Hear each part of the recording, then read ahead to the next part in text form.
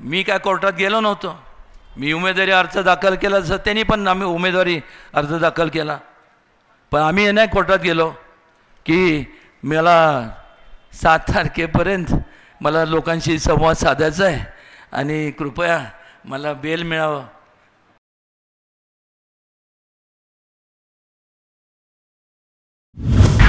ज्येष्ठ नेते किसन वीर आबा, मदनप्पा, लक्ष्मणराव तात्या, बाळासाहेब भिलारे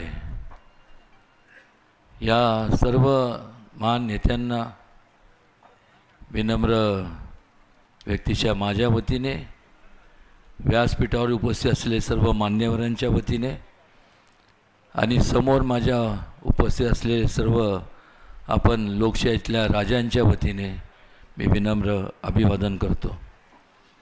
आज या ठिकाणी आवर्जून ह्या अशा अत्यंत महत्त्वाच्या धावपळीच्या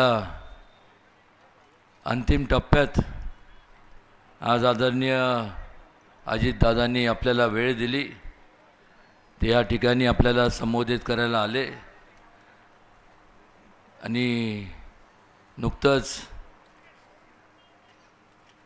ह्या मतदारसंघाचे कार्यक्षम आमदार, कार्यसम्राट आमदार मकरंद आबा यांनी त्यांच्या मनोगतामध्ये संपूर्ण काय काय कामं झाली ह्याचं संपूर्ण आपल्यासमोर तपशील दिला आणि त्याकरता दादा या ठिकाणी आले.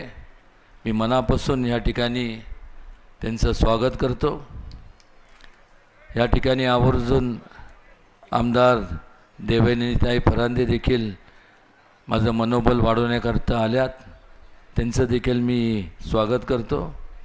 आणि व्यासपीठावरती उपस्थित असलेले ज्येष्ठ नेते बकाजी आबा पाटील, माझे मित्र नितीन काका पाटील, प्रतापराव अण्णा, धैर्यशील दादा कदम, अशोकराव बापू गायकवाड, अमित कदम, उदय कबुले, संजय बाबा गायकवाड, नितीन बुरगुडे पाटील बापू, राजू शेठ राजपुरे, दत्तानाना ढमाळ, बाबूराव संगपाळ, प्रमोददादा शिंदे, श्यामराव घाडवे, शशीदादा पिसाळ, दिलीप बाबा पिसाळ, सुनील तात्या काटकर, मदनप्पा भोसले, अनिल सावंत, राजेंद्र अण्णा तांबे, विशाल तोष्णीवाल, सीमाताई जाधव, स्मिताताई देशमुख, किरण नाना साबळे, राजेंद्र लवंगारे, मनीषाताई कैसास, विमलताई पार्टे आणि असंख्य या ठिकाणी उपस्थित सर्व ज्येष्ठ श्रेष्ठ या मतदारसंघातले सर्व वडीलधारी मंडळी, माता भगिनी आणि माझ्या तरुण मित्रांनो, सर्वप्रथम या ठिकाणी आज आमच्या सगळ्या मकरंद आबांच्या विनंतीला आणि माझ्या विनंतीला मान देऊन आपण या ठिकाणी आपला बहुमोल वेळ खर्च करून वेळात वेळ काढून आपण या ठिकाणी आल्याबद्दल आपल्या सगळ्यांचे मनपूर्वक मी स्वागत करतो आणि आभारी मानतो. मकरंद आबांनी त्यांच्या भाषणात उल्लेख केला की विकास कामांचा उल्लेख केला. मला त्यावर एवढंच सांगावंसं वाटतं की ज्या वेळेस एवढ्या मोठ्या प्रमाणात जेव्हा निधी उपलब्ध होतो त्याच्या मागं कारणं असतात. जेव्हा एक स्थिर सरकार असतं, स्थिरता असते, स्टेबल गव्हर्मेंट असतं, त्यावेळेस संपूर्ण एक नियोजन चांगल्या प्रकारे करता येतं आणि ज्यावेळेस चांगल्या प्रकारे नियोजन आपण करतो त्यावेळेस संपूर्ण राज्यभरात वेगवेगळ्या आमदारकीच्या मतदारसंघात, खासदारकीच्या मतदारसंघात विकास कामं आपल्याला करता येतात, निधीचं योग्य वाटप करता येतं. दर 5 वर्षांनंतर निवडणुका ह्या अटळ असतात आणि ह्या 5 वर्षाच्या कालावधीत जेव्हा निवडणूक पार पडतात त्यावेळेस एक 5 वर्षाचा डेव्हलपमेंट प्रोग्राम आखला जातो. पण तो पूर्ण करण्यासाठी एक स्थिर सरकारची गरज असते. ज्या ठिकाणी अस्थिरता असते त्या ठिकाणी तो प्रोग्रॅम किंवा तो जो प्लॅन 5 वर्षाचा जो प्लॅन आहे तो कधीच आपण पूर्णत्वाला नेऊ शकत नाही. आज महायुतीच्या माध्यमातून अनेकांनी तोंडसुख त्यावेळेस घेतलं की अजितदादा असतील, मग मुख्यमंत्री एकनाथराव शिंदेसाहेब असतील की यांनी गद्दारी केली किंवा त्यांनी वेगळा चौथा सुभा निर्माण केला.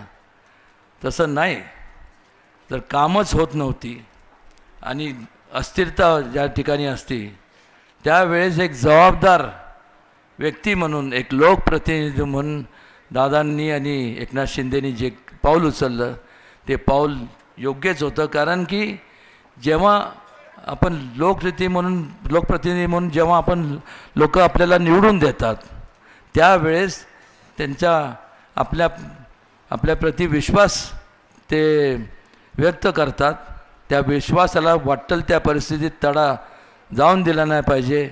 हे प्रत्येक लोकप्रतिनिधीचं ती जबाबदारी असते. आणि लोकांचे जे विकास कामं असतील, डेव्हलपमेंटचे जे कामं असतील ते जर झालं नाही तर मग परत लोकांसमोर जायचं तरी कुठला चेहरा घेऊन आणि काय सांगायचं लोकांना. कारण की लोकांचा एकच विचार असतो, आम्ही आपल्याला मतदान केलं, आम्ही आपल्याला निवडून दिलं, त्यामुळे आता तुम्ही आमचे लोकप्रतिनिधी ह्या नात्याने जबाबदारी तुमची आहे की आमचं जे काय संपूर्ण जे आमच्या मूलभूत सुविधा आम्हाला मिळायला पाहिजे. आणि तोच एकमेव विचार घेऊन मगाशी म्हणजे अजितदादांनी आणि एकनाथ शिंदेसाहेबांनी तो निर्णय घेतला. त्यामुळे कुठल्या स्वार्थापोटी घेतलेला हा निर्णय नाही आहे. आणि स्थिरता जर स्थिरताबद्दल बोलायचं झालं तर आज या गेल्या 10 वर्षाचा कालावधी जर आपण पाहिला तर ह्यापूर्वी स्वातंत्र्यानंतर ज्यावेळेस काँग्रेसचं राज्य होतं तो काळ आणि हा काळ आज लोकांना सोशल मीडियाच्या माध्यमातून किंवा मीडियाच्या चॅनलच्या माध्यमातून आज संपूर्ण जग एवढं एकदम जवळ आलेलं आहे. प्रत्येक जण विचार करतो की मग ह्या 10 वर्षात जे काही संपूर्ण योजना मायक्रो प्लॅनिंग मायक्रो प्रोसेसिंग करून ज्या मार्गी लावण्यात आल्या मग त्या काळात का झाल्या नाही. त्यावेळेस मीडिया एवढा नव्हता, त्यावेळेस सोशल मीडिया तर नव्हताच. आणि त्यामुळं आपल्याला लोकांना ज्या ठिकाणी आपलं वास्तव्य आहे त्याच्या पलीकडं काय चाललं हे कोणाला समजत नव्हतं. आणि म्हणून आपण एक विचार करणं पाहिजे की त्यावेळेस ज्यांना जबाबदारी दिली होती, ज्यांना भरभरून आपण मतदान केलं त्यांनी काहीच केलं नाही. आणि पुन्हा मग आता आज महाविकास आघाडीच्या माध्यमातून लोकांसमोर जात असताना कुठल्याही प्रकारचं त्यांच्या पंतप्रधानांच्या उमेदवारावरती नावावरती देखील एकमत होत नाही. तिथंसुद्धा विसंगती पाहायला मिळते, तिथंसुद्धा मोठ्या प्रमाणावरती विस्कळीतपणा पाहायला मिळतो. कुठल्या प्रकारचं नियोजन नाही. कुठल्या प्रकारचं नियोजन जेव्हा नसतं तेव्हा प्रगती होत नाही, तेव्हा अधोगतीच्या दिशेने आपण वाटचाल करत असतं. हे आपण सगळ्यांनी समजून घेतलं पाहिजे.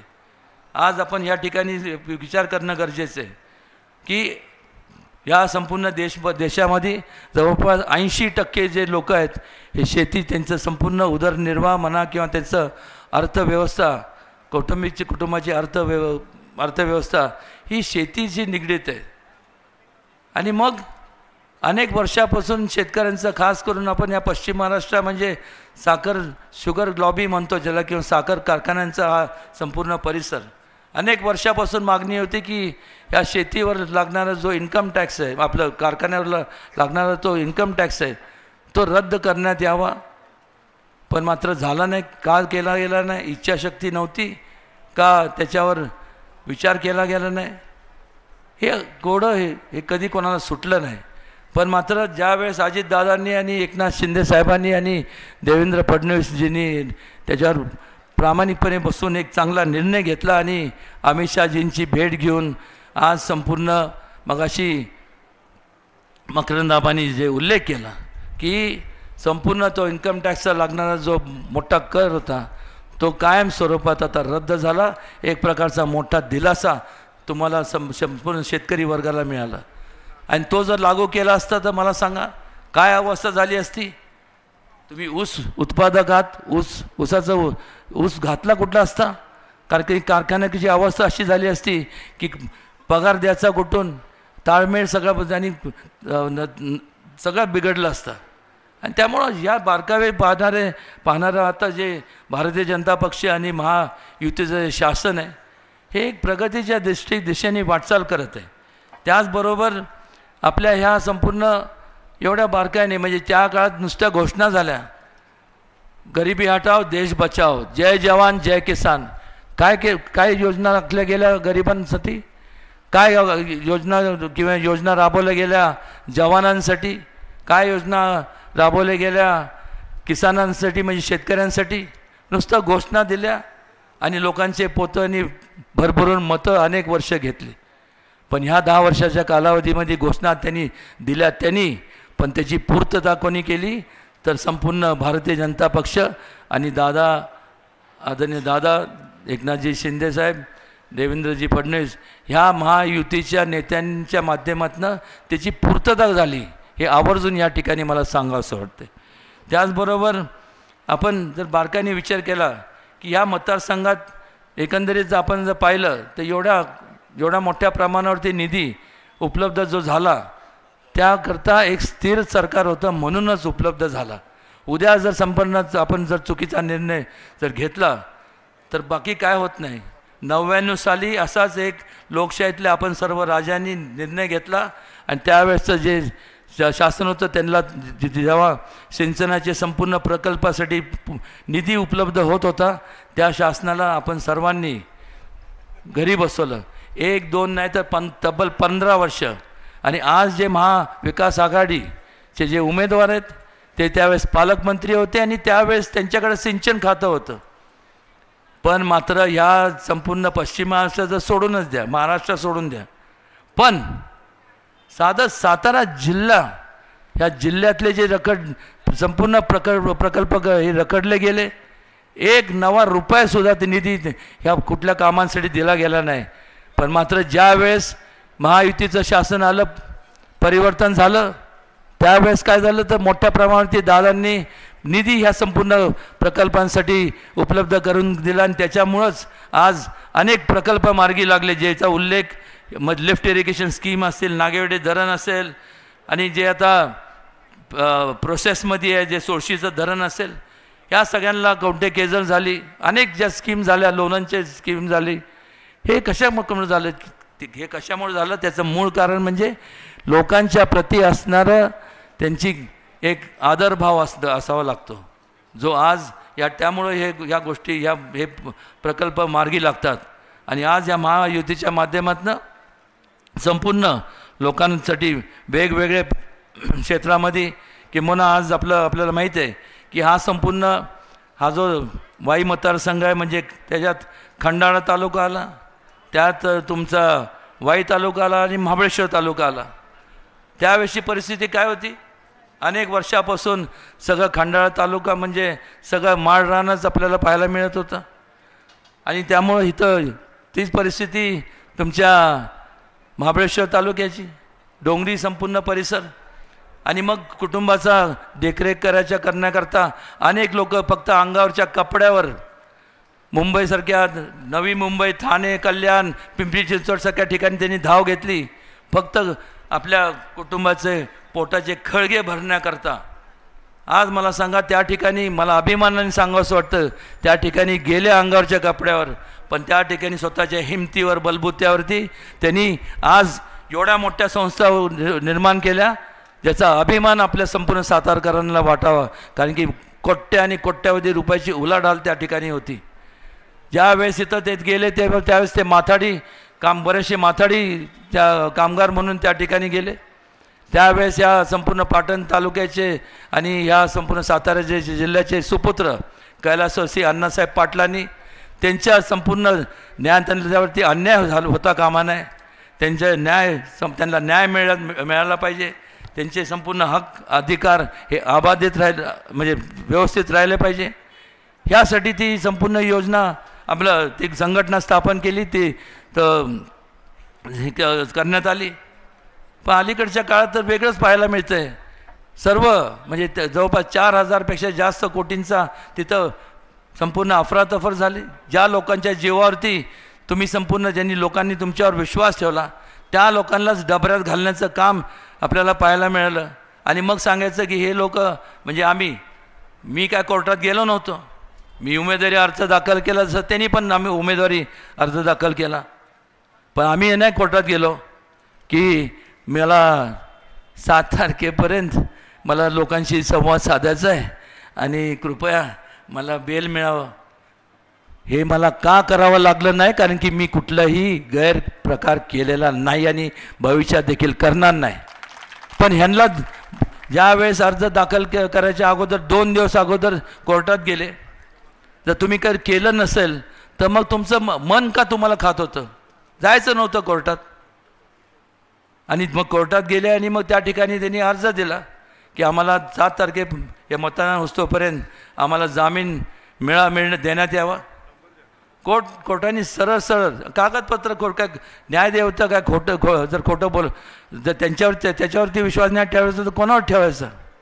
त्या ठिकाणी हजारो जे माथाडी कामगार आहेत, आज त्यांचा प्रश्न आहे, त्यांनीसुद्धा त्या ठिकाणी समोर त्याची दखल घेतली. आमचे मित्र आणि पाटण तालुक्याचे अण्णासाहेब पाटलांचे सुपुत्र मग नरेंद्र पाटील असतील, रमेश पाटील, त्यांनी मोठ्या प्रमाणात ते आवाज उठवला.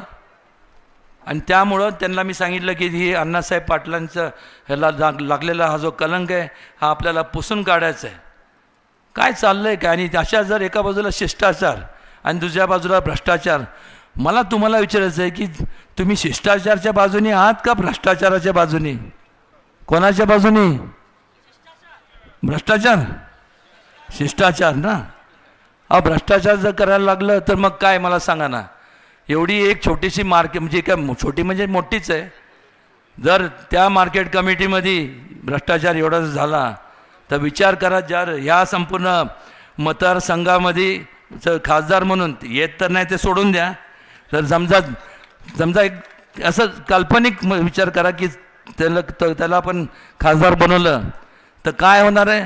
आता जे मकरंद आबांनी सांगितलं ना, एवढे 10,000 11,000 कोटी हे एवढ्या पुरतंच मर्यादित राहणार, तिथं पूर्ण विराम लागणार, कारण की त्यापुढं काही होणार नाही.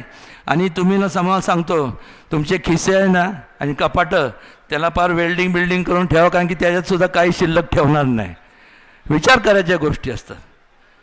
त्यामुळे ह्या संपूर्ण मतदारसंघातनं ज्या कृष्णे नदीचा उगम होतो, उगमापासून संगमापर्यंत जसं नमो गंगा ते शुद्धीकरण हाती घेतलं, त्याचबरोबर केंद्र शासनाच्या माध्यमातून अनेक ज्या नद्या त्यांच्या लिस्टमध्ये आहे त्यात कृष्णे नदीचा समावेश झालेला आहे.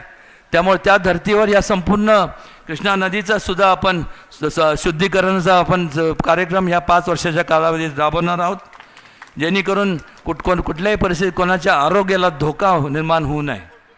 आणि त्याचबरोबर ह्या संपूर्ण निसर्गरम्य परिसर आहे, मोठ्या प्रमाणात ते टुरिस्ट केंद्र शासनाच्या माध्यमातून टुरिस्ट फॅसिलिटीज असतात.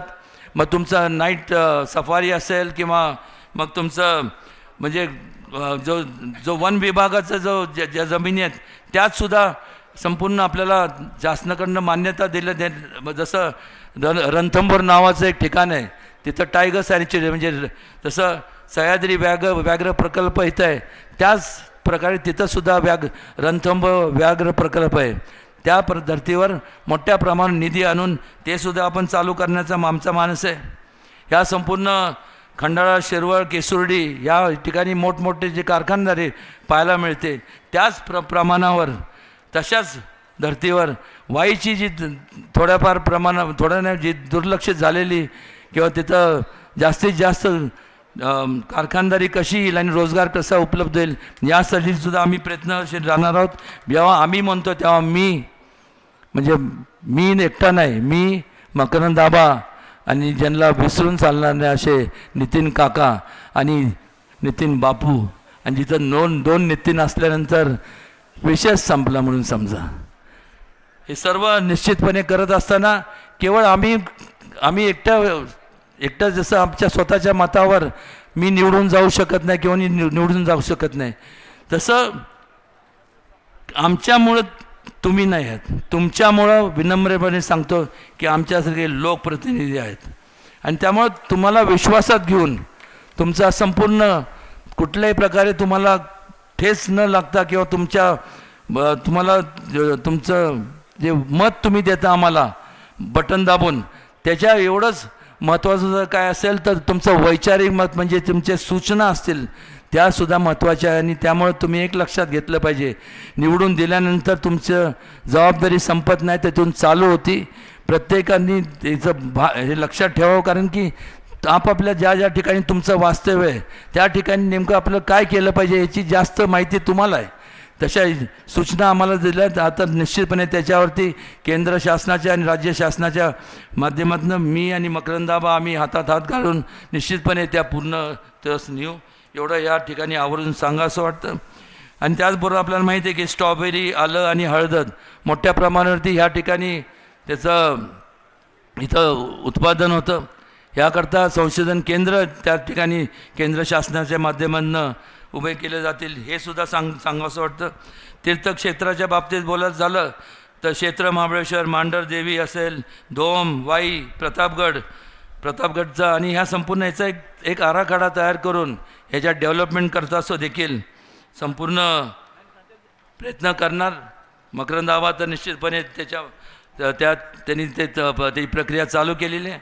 माझ्या परीने जेवढं काय हातभार लावता येईल, जेवढं काय करता येईल त्यात कुठं कमी पडणार नाही.